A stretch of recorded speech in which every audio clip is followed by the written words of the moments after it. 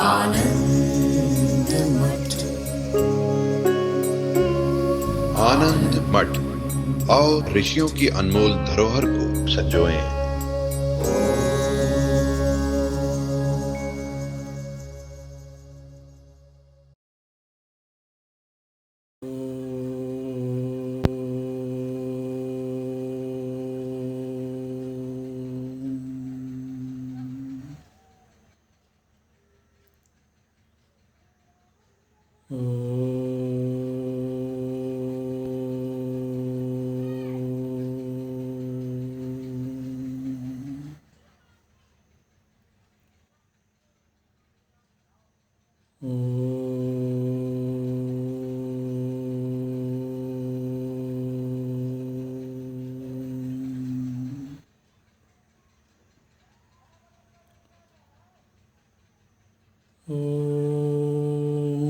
भद्रं कर्णेभिः शृणुयाम देवाः, भद्रं पश्येमाक्षभिर्यजत्राः, स्थिरैरङ्गैस्तुष्ट्वागुंसस्तनूभिः व्यशेम देवहितं यदायुः। स्वस्ति न इन्द्रो वृद्धस्रवाः, स्वस्ति नः पूषा विश्ववेदाः, स्वस्ति नस्तार्क्ष्यो अरिष्टनेमिः, स्वस्ति नो बृहस्पतिर्दधातु। ॐ शान्ति शान्ति शान्तिः।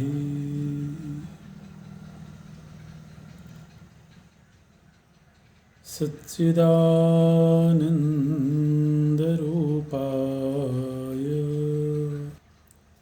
विश्वोत्पत्त्यादिहेतवे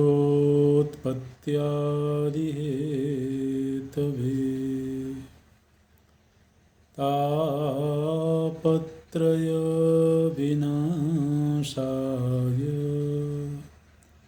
श्रीकृष्णाय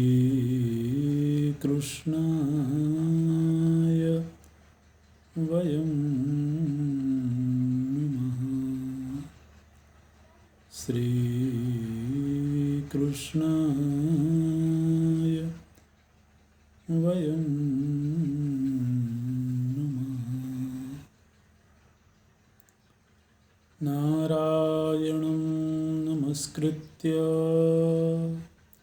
नरं चैव नरोत्तमं, देवीं सरस्वतीं व्यासं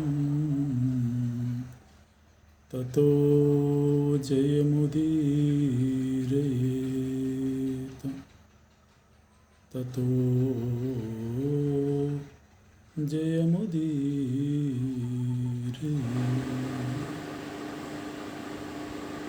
एक विशेष मनोदशा में शमीक ऋषि के कंधे पर मृत सर्प को डाल देते हैं और फिर श्रृंगी ऋषि के द्वारा उनको शाप मिलता है। पुत्र के द्वारा शाप दिया जाना शमीक ऋषि को ठीक नहीं लगा,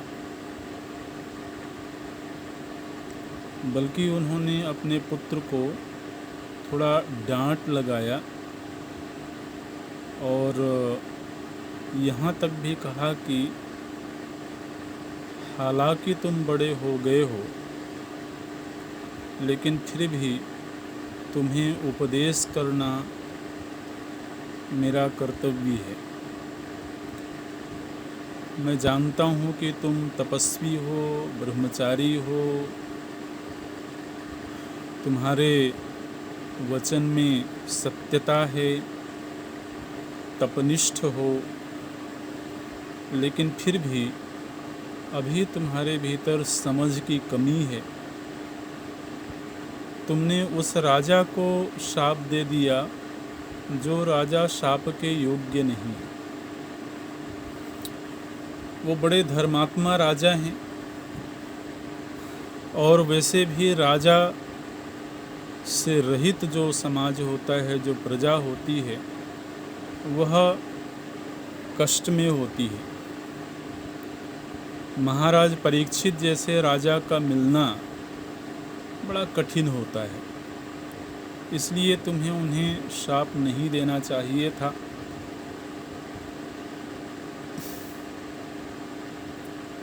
बाद में शमीक ऋषि के द्वारा अपने शिष्य को भेजा गया है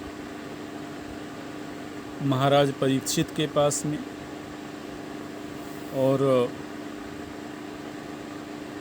गौरमुख नाम का जो शिष्य है उसने जाकर के महाराज परीक्षित को सारा प्रसंग सुनाया है।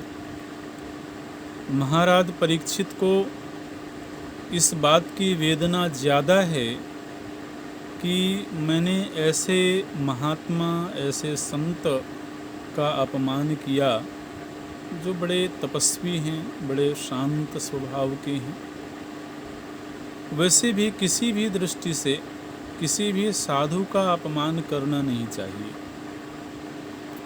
साधु अवज्ञा तुरत भवानी, कर कल्याण अखिल कयानी।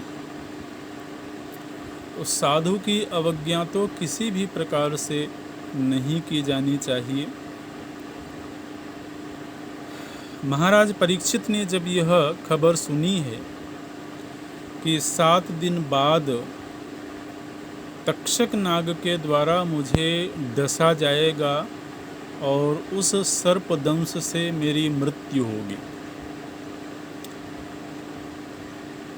महाराज परीक्षित ने एक भवन का निर्माण करवाया है, और वो भवन बहुत सुरक्षित है। ऐसे भवन का निर्माण करवाया गया है जो एक ही स्तंभ पर टिका हुआ है, और उस भवन में महाराज परीक्षित रहने लगे हैं। वो किसी से भी मिलते नहीं हैं।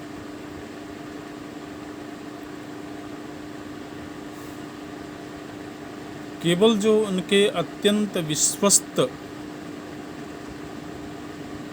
जो सेवक हैं, जो मंत्रीगण हैं, केवल उन्हीं से मिलते हैं। अन्य किसी से महाराज परीक्षित का मिलना नहीं हो रहा है।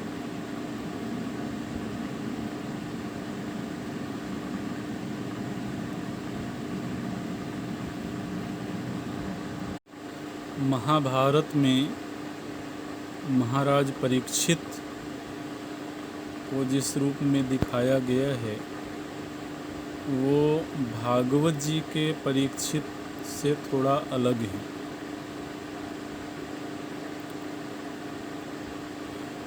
भागवत जी में तो ये प्रसंग आता है कि महाराज परीक्षित जी ने गंगा जी के तट पर प्रायोपवेश किया है और उन्होंने भागवत कथा श्रवण का निश्चय किया है। किंतु यहाँ महाभारत में जो प्रकरण है वो प्रकरण ये है कि जब महाराज ने सुना कि 7 दिन बाद तक्षक नाग के द्वारा उनकी मृत्यु होगी, तो उन्होंने एक भवन का निर्माण करवाया है और बहुत ही सुरक्षित वह भवन है, जिसमें कि उनके बहुत विश्वस्त लोगों के द्वारा किसी का भी आना जाना संभव नहीं है।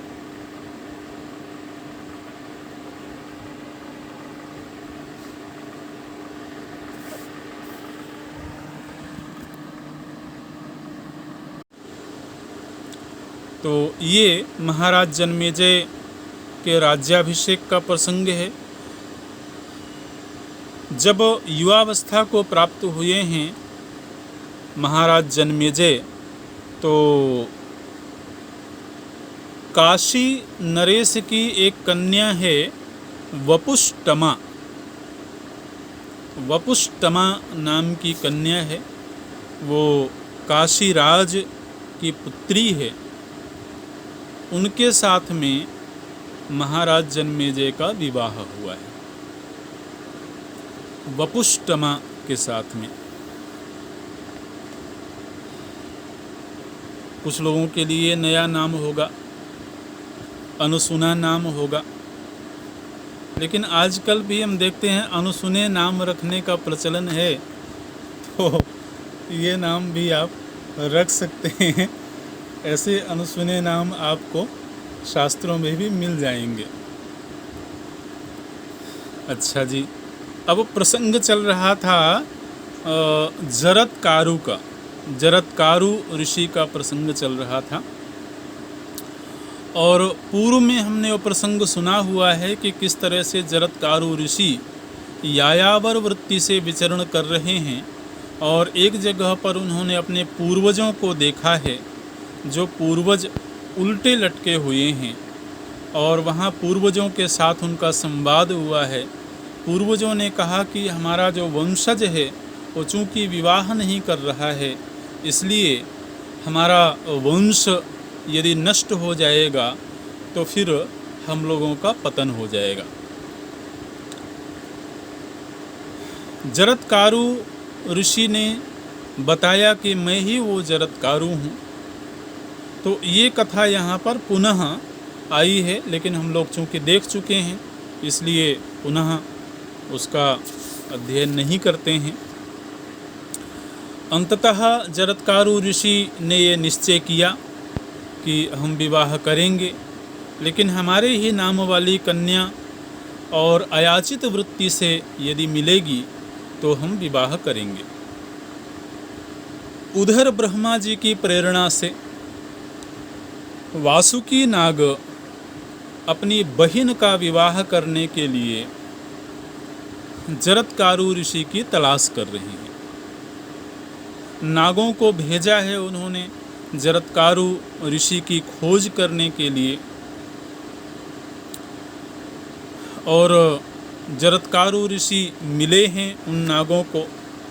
जिस समय पर जरत्कारु ऋषि ने वन में जाकर के एकांत में ही ये भिक्षा की याचना करी है कि मुझे कोई व्यक्ति अपनी कन्या दान के रूप में दे, क्योंकि मैंने अपने पूर्वजों को ये वचन दे रखा है कि मैं विवाह करके संतानोत्पत्ति करूँगा, लेकिन अब तक मुझे कोई विवाह योग कन्या नहीं मिली है। तो इस समय पर मैं कन्या की याचना कर रहा हूँ। उसी समय पर वासुकी नाग वहाँ पर अपनी बहन के साथ उपस्थित हुए हैं, और उन्होंने उनके सामने अपनी बहन के विवाह का प्रस्ताव रखा है।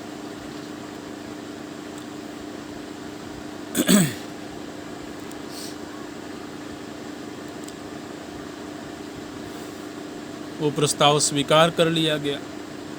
जरत्कारु ऋषि ने स्वीकार कर लिया कि मैं विवाह करूंगा। लेकिन जरत्कारु ऋषि ने यहाँ पर ये शर्त रखी कि एक तो मैं इस कन्या का भरण पोषण नहीं करूंगा।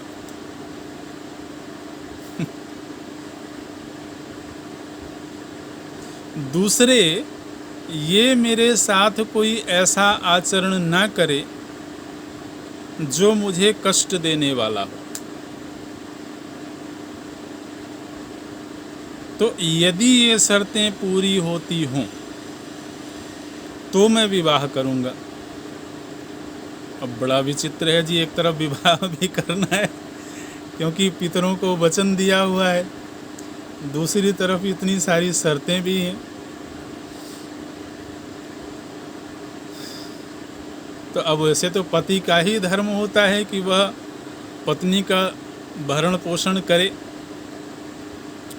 लेकिन असल में जरत्कारु ऋषि पहले से ही पत्नी संग्रह की इच्छा नहीं रख रहे,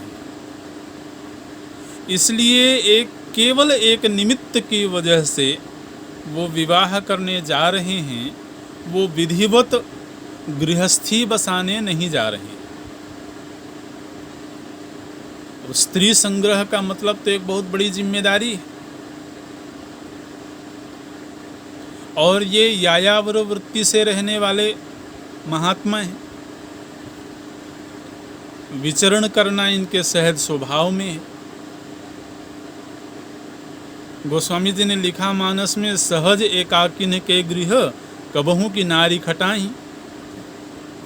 उन्होंने लिखा कि जिसको एकांत में रहने का स्वभाव होता है, एकाकी रहने का स्वभाव होता है, उसके घरों में तो स्त्रियों को बड़ी तकलीफ होगी।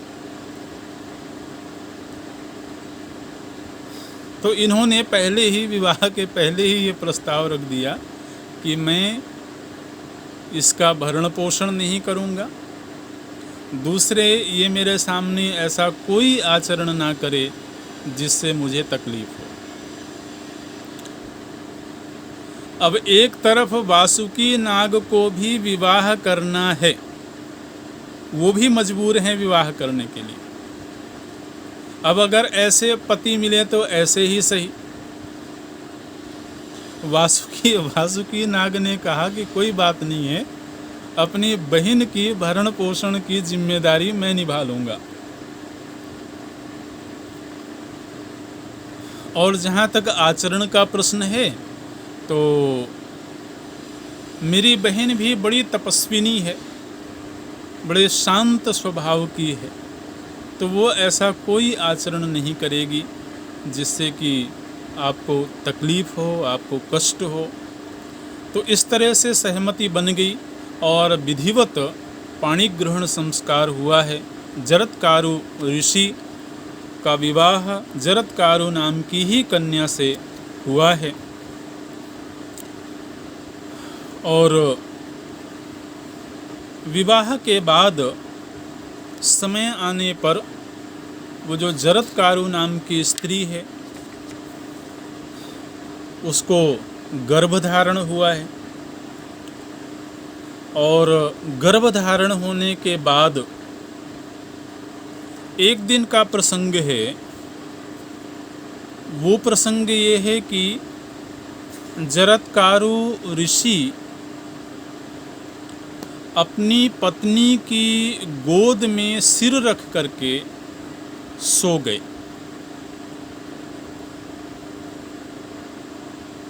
सायंकाल का वक्त हो गया। अब वो जो स्त्री है, उसने देखा कि ये अभी भी सो रहे हैं, सायंकाल का वक्त हो चुका है, संध्या बंदन आदि का वक्त हो चुका है। सायंकाल में व्यक्ति को शयन नहीं करना चाहिए। यदि वह बीमार हो या किसी विशेष परिस्थिति में हो तो अलग बात है, अन्यथा सायंकाल में या संध्या का जो भी काल होता है, चाहे वो प्रातः काल की संध्या हो या सायंकाल की संध्या हो, उस समय पर शयन करना, भोजन आदि करना, भोग विलास करना, ये सब वर्जित हैं शास्त्र दृष्टि से। तो अब वो जो स्त्री है वो बड़ी चिंता में पड़ गई कि सायंकाल हो गया है, ये जाग नहीं रहे हैं, यदि तो ये सोते रह गए तो इनके धर्म का लोप हो जाएगा, और यदि कहीं मैंने ज़बरदस्ती इनको जगाया तो कहीं ये नाराज ना हो जाएं। लेकिन फिर भी अंततः उन्होंने यह निर्णय किया कि इनके धर्म का लोप नहीं होना चाहिए, मैं इनको जगा देती हूँ। तो आवाज़ दे करके उन्होंने जगाया है अपने पति को, और जैसे ही आवाज़ दे करके जगाया जरत्कारु ऋषि बिल्कुल क्रोध से भर गए, बहुत क्रोध हुआ उनको और बोले कि तुमने मुझे जगा करके अच्छा नहीं किया। धर्मपत्नी ने कहा कि आपके धर्म की रक्षा करने के लिए मैंने आपको जगाया है, आपको कष्ट देने के लिए मैंने ऐसा नहीं किया। सायंकाल का वक्त हो चुका था, सूर्य देव अस्ताचल की ओर जा रहे थे, संध्या का वक्त था, इसलिए मैंने आपको जगाना उचित समझा। जरत्कारु ऋषि ने कहा कि मेरे सोते हुए सूर्य देव अस्त हो जाएं, ये सूर्य की हिम्मत है। आप जरा ऋषि का प्रभाव देखिए। उन्होंने कहा कि यदि मैं सो रहा हूं तो सूर्य देव की हिम्मत नहीं है कि वह अस्त हो जाएं। तुमने मुझे जगा करके अच्छा नहीं किया, इसलिए मैं इसी समय तुम्हारा त्याग कर दूंगा, क्योंकि शर्त के अनुसार तुमने मुझे कष्ट देने वाला कार्य किया है। वो जो धर्म पत्नी है, उन्होंने कहा कि देखिए, मैं आपकी अर्धांगिनी हूँ, मैं स्वयं धर्मपरायणा हूँ, मैंने आपको कष्ट देने के प्रयोजन से ऐसा कार्य नहीं किया है, इसलिए मैं आपके त्याग की अधिकारिणी नहीं हूँ। यदि तो मैंने कोई अपराध किया होता तो आप मुझे त्याग सकते थे। दूसरे, जिस एक विशेष प्रयोजन के निमित्त से हमारा विवाह हुआ था, वो प्रयोजन है संतान की प्राप्ति। मुझे अब तक नहीं मालूम है कि मुझे संतान की प्राप्ति होगी या नहीं, और उसके पहले ही आप मुझे त्याग करके जाना चाह रहे हैं। मैं अपने भाई बंधुओं के सामने कैसे जाऊंगी, क्योंकि मेरे भाई बंधु अपने माता के शाप से पीड़ित हैं और उन्होंने ब्रह्मा जी के सलाह से ही मेरा विवाह आपके साथ किया है, ताकि हमें एक तेजस्वी संतान की प्राप्ति हो। लेकिन अभी तक मुझे संतान प्राप्ति का कोई योग नहीं दिख रहा है। मुझे नहीं मालूम है कि संतान है या नहीं है। उस समय पर जरत्कारु ऋषि ने कहा, अस्ति। उन्होंने ये शब्द बोला, अस्ति। अस्ति का मतलब है तुम्हारे उदर में संतान है, और तुम्हारे उदर में जो संतान है वो बड़ी तेजस्वी संतान पैदा होगी, सूर्य के समान उसका तेज होगा। इसलिए समय आने पर अवश्य तुम्हें संतान की प्राप्ति होगी। और अब चूंकि मैं कह चुका हूँ कि मैं तुम्हारा त्याग करके तपस्या के लिए चला जाऊँगा, इसलिए मैं अब उस वचन से पीछे नहीं हट सकता हूँ, इसलिए मैं जा रहा हूँ।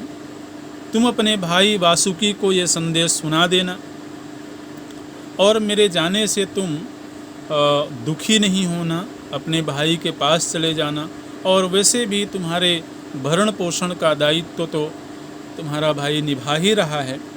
ऐसा कह करके जरत्कारु ऋषि चले गए वहाँ से। वो जो स्त्री है वो अपने भाई के पास में आई है और सारा प्रसंग उन्होंने सुनाया है।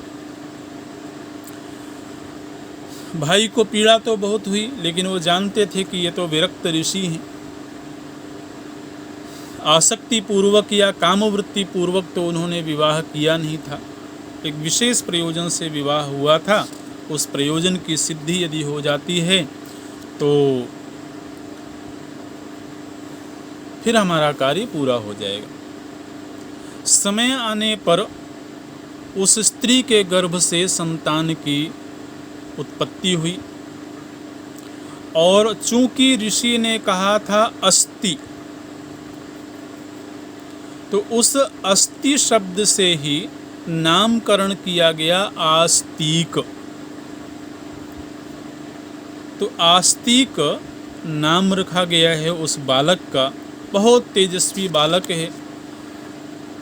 वासुकी नाग ने उसके अध्ययन अध्यापन की पूरी व्यवस्था करी है और उनको पूरा जो पोषण होना चाहिए, जो शिक्षा मिलनी चाहिए, उसकी पूरी व्यवस्था की गई है और उनको सभी शास्त्रों की शिक्षा प्राप्त हुई है।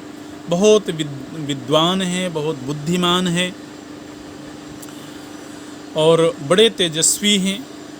और जैसा वासुकी नाग चाहते थे उसी के अनुरूप उनको संतान की प्राप्ति हुई है अपनी बहन के गर्भ से। अच्छा जी, तो ये प्रसंग यहाँ पर पूरा हुआ। ये प्रसंग जहाँ से आरंभ हुआ था, बहुत पीछे जाएंगे तो प्रसंग आरंभ हुआ था जनमेजय राजा के पास में उत्तंक ऋषि गए थे, जो कि सर्पों से नाराज थे। और उत्तंक ऋषि ने जाकर के महाराज जनमेजय से कहा था कि आप सर्प यज्ञ करिए। और फिर वहाँ से प्रकरण चला गया था वंश परंपरा की ओर। अब पुनः वो प्रसंग आरंभ होता है जहाँ पर कि महाराज जनमेजय ने अपने मंत्रियों से यह पूछा है कि हमारे पिता की मृत्यु कैसे हुई। क्योंकि उत्तंक ऋषि ने महाराज जनमेजय को ये बताया था कि तक्षक नाग के द्वारा आपके पिता की मृत्यु हुई थी, जबकि आपके पिता ने तक्षक नाग का कोई अपराध नहीं किया था। तो इसलिए आपको नागों के वध के लिए यज्ञ करना चाहिए।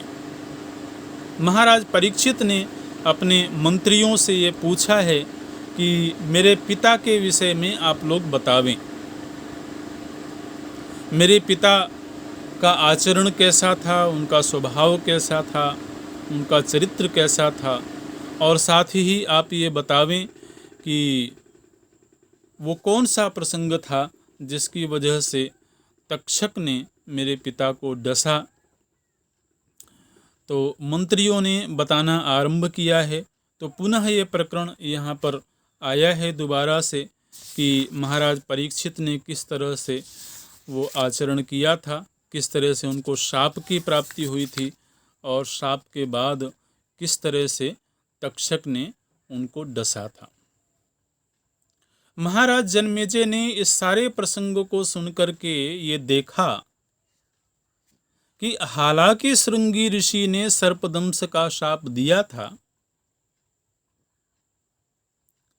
लेकिन तक्षक नाग का सीधे सीधे तो मेरे पिता ने कोई अपराध नहीं किया था। फिर तक्षक नाग ने उस ब्राह्मण को क्यों रोक दिया,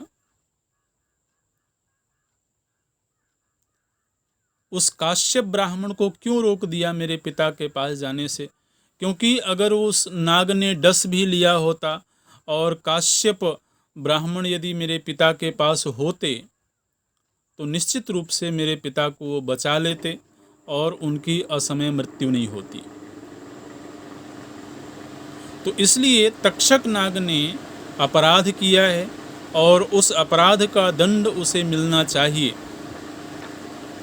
इस निश्चय के आधार पर महाराज जनमेजय ने सर्पों को नष्ट करने के लिए सर्प यज्ञ का संकल्प किया है। अब आगे जो प्रसंग है वो सर्प यज्ञ किस तरह से आरंभ हुआ है वो चलेगा, अगली कक्षा में देखेंगे। अभी यही पूरा करते हैं।